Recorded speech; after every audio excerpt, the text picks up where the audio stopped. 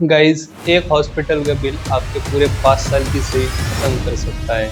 ICU का खर्चा 15 से 50 हजार पर डे का, सर्जरी का खर्चा 1 से 5 लाख, टोटल खर्चा 3 से 10 लाख तक वैरी कर सकता है। अगर आपने अभी तक इंश्योरेंस प्लान नहीं किया है तो एक हॉस्पिटल का बड़ा खर्चा आपके पूरे 5 साल से 10 साल की सेविंग पूरी खत्म कर सकता है। और गाइस, इंडिया में एवरेज हाउस होल्ड की इनकम 20 to 30,000 पर मंथ की है। क्या आप इमेजिन कर सकते हो ऐसे पीपल बड़े खर्चे अफोर्ड कर सकते हैं? 5 to 10 लाख पर हॉस्पिटल बिल नहीं ना। तो इसीलिए एक हेल्थ इंश्योरेंस का होना आपके फैमिली के लिए बहुत ज़रूरी है। इस वीडियो में हम डिस्कस करने वाले हैं कि कौन सा हेल्थ इंश्योरेंस आपके लिए बेस्ट है, कौन से वो पॉइंट्स है जिसका आपको ख्याल रखना है।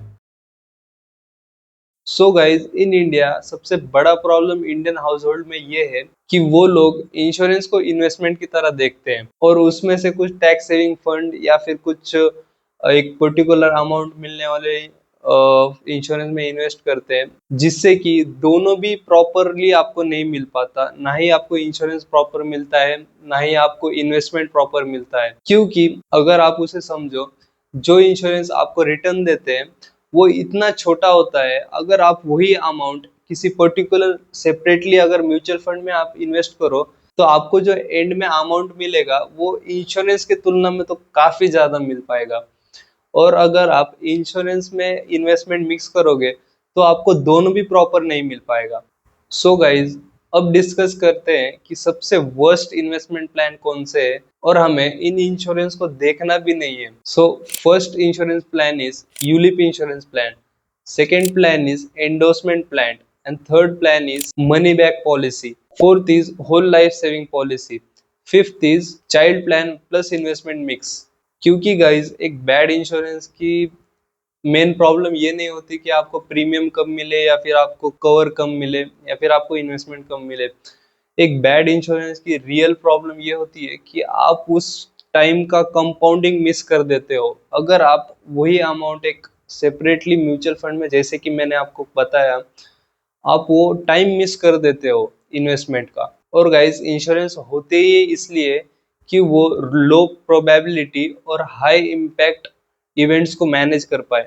अब गाइस, ये देखते हैं इंश्योरेंस के कितने मेन टाइप्स है। सबसे मेन टाइप है health insurance. Health insurance basically ये होता है कि अगर आपके फैमिली में से किसी को भी अगर कोई हेल्थ प्रॉब्लम हो जाए या उन्हें कल अचानक हार्ट अटैक आ जाए, अगर उन्हें कुछ भी किडनी स्टोन वगैरह कुछ भी हो जाए तो आप उन्हें हॉस्पिटल में तुरंत एडमिट कर सकते हो और जो हॉस्पिटल का जो भी बिल होगा और वो इंश्योरेंस कंपनी आपका हॉस्पिटल का पूरा बिल कवर करेगा। And second main insurance is term life insurance. Basically family में से सबको लेने की कोई जरूरत नहीं। टर्म लाइफ इंश्योरेंस बेसिकली ये होता है कि आपके फैमिली में जो भी पैसे अर्न करते हैं, आपका घर चलता है, अगर कल को जाके उनकी अनसर्टन डेथ हो जाए तो इंश्योरेंस कंपनी एक पर्टिकुलर अमाउंट आपके फैमिली को देगी। सो गाइज, अब देखते हैं कि हेल्थ इंश्योरेंस बाय करते वक्त हमें किन मेन पॉइंट्स का ध्यान रखना चाहिए। अगर आप हेल्थ इंश्योरेंस बाय करने की सोच रहे हो या फिर किसी से एडवाइस ले रहे हो तो उन कौन से पॉइंट्स का आपको ध्यान देना है। First is room rent limit. Room rent limit basically ये होता है कि अगर आप हॉस्पिटल में एडमिट होते हो तो आपका जो बेड का खर्चा है, आपका जो स्टे का खर्चा है वहाँ का, वो आपके इंश्योरेंस प्लान में कितना तक है। अगर वो अनलिमिटेड है तो सबसे बेस्ट, अगर वो किसी लिमिट पे है तो वो किस लिमिट पे है आपको पता करना बहुत जरूरी है। सेकेंड पॉइंट है जिसका आपको ध्यान देना है, pre existing disease waiting period. Basically इसका मतलब ये होता है कि आपको अगर पहले से कुछ प्रॉब्लम है तो आप कल को जाके तुरंत उसका बेनिफिट नहीं ले पाओगे। उसका किसी पर्टिकुलर टाइम के बाद आपका वो डिसीज का खर्चा कवर होगा। Third is network hospital.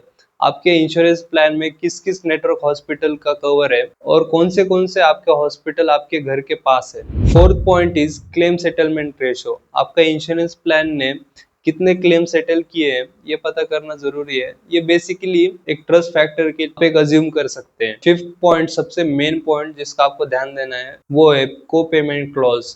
को पेमेंट क्लॉज मतलब एक हॉस्पिटल का जो भी बिल होगा एक पर्टिकुलर परसेंटेज ऑफ अमाउंट आपको पे करना है। ये छोटे मोटे बिल जैसे 1-2 लाख पे इतना अफेक्ट नहीं कर पाएंगे, पर अगर हॉस्पिटल का बिल बड़ा हो तो ये आपको बड़ा कॉज कर सकते हैं। गाइज, सिक्स पॉइंट जिसका आपको ध्यान देना है वो है सब लिमिट। आपके इंश्योरेंस में कौन से डिसीज का, कौन से एक पर्टिकुलर ऑपरेशन का, कौन से एक पर्टिकुलर चीज का एक सब लिमिट लगा है, वो पता करना बहुत जरूरी है। बेसिकली सिंपल लैंग्वेज में अगर मैं इसे समझाऊं तो सब लिमिट एक पर्टिकुलर डिसीज पे एक पर्टिकुलर अमाउंट तक की कवर देगा। And that's it for today's guys. So health insurance buy करते हो एक एडवाइजर से कंसल्ट करना बहुत जरूरी है। सो या अगर आपको वीडियो पसंद आई होगी तो please like the video and hit the subscribe button, and thank you for watching till the end guys.